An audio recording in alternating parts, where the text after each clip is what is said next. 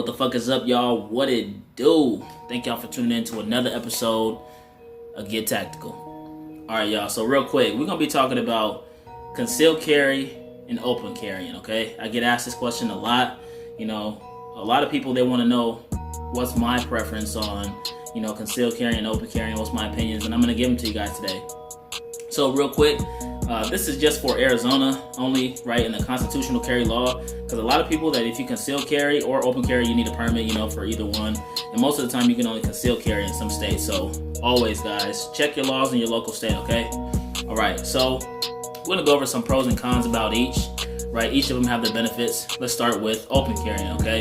So open carrying is on the outside of the body, like this, okay? I got my little duty belt, safe flight defense, okay? And yeah, Glock 19, as y'all can see. Hold on, let me show y'all. It ain't loaded, right?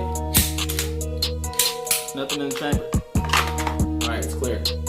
So some of the pros are it won't snag on you if you go to draw.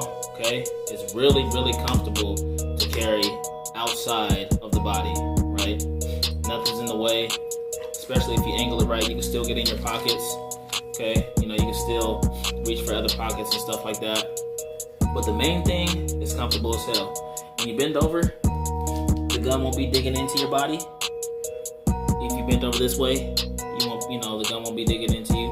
And when you sit down, more importantly, you can't really see it, but when you sit down, the gun's stationary on the outside of your hip. Really comfortable, okay? It's hard to beat open carry. So let's talk about some of the disadvantages of open carrying. A lot of videos I've been seeing, people walk right up to you and they be snatching out their guns. Now, I'm not gonna say that's gonna happen to you. Obviously, if you're a person that practices situational awareness, you know what's going on. You know, no one's just gonna come up and snatch your gun, right?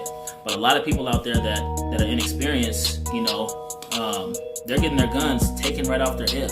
Okay, so that's one con, right? You leave it open and visible for somebody to possibly take your gun. You're kind of, in a way, making yourself a target. And I know people are like, I have a gun, how am I making myself a target? Well, bad guys, they're gonna try to find a way to get your shit. And I've been seeing that a lot lately, y'all. So think about that. Me, myself, I'm gonna conceal carry because you never know, man. If some shit pops off, you know, you at least have that element of surprise, you know. So there you go. But open carry is a lot more comfortable, right? If you're gonna practice shooting at the range, you could probably, you know, open carry so you can learn how to draw and get on target. But then again, why do that, you know, if you plan on concealed carrying? So concealed carry has a lot of options and a lot of benefits that I want you to take into consideration, okay?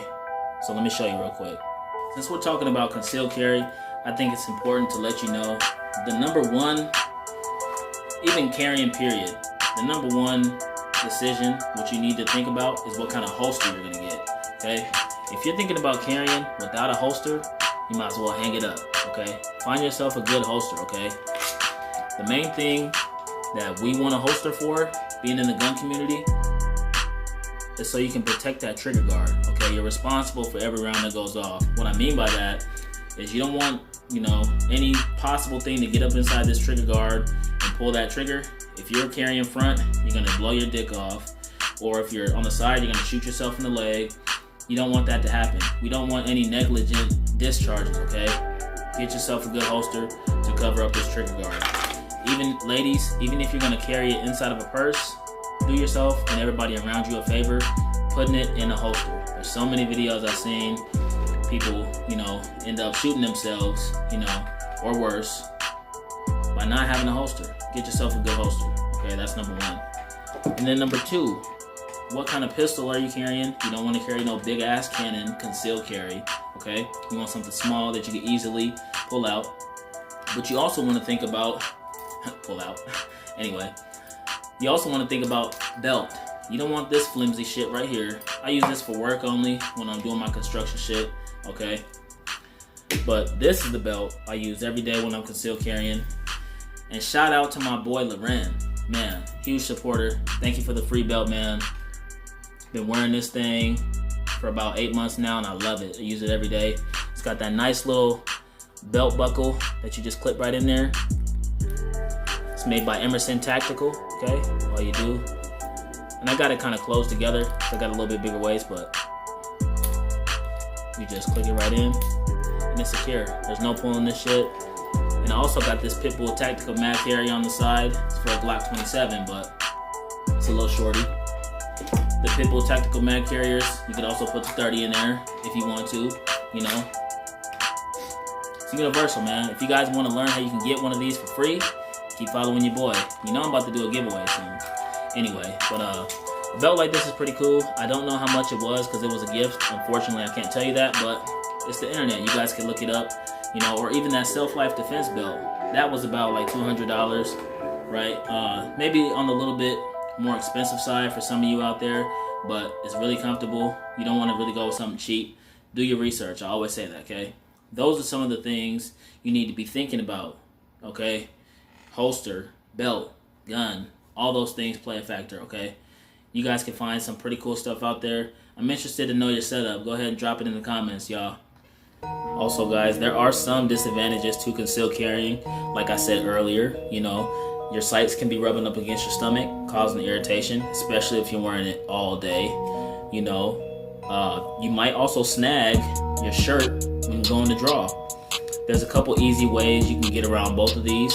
Practice drawing at home, obviously. Nothing in the chamber. Make sure it's clear, right? Practice drawing. Get used to drawing, you know, lifting up your shirt all the way, drawing out. Also, you can wear an undershirt like I had on earlier, that tank top, so that way, you know, your sights can be rubbing up against that. Or you can even get a different kind of holster, you know, that has the back paddle that comes up a little bit higher, so that way it protects, you know, yourself from getting cut or scratched up, irritation, stuff like that. Whatever you guys do, ultimately, it's your preference, you know.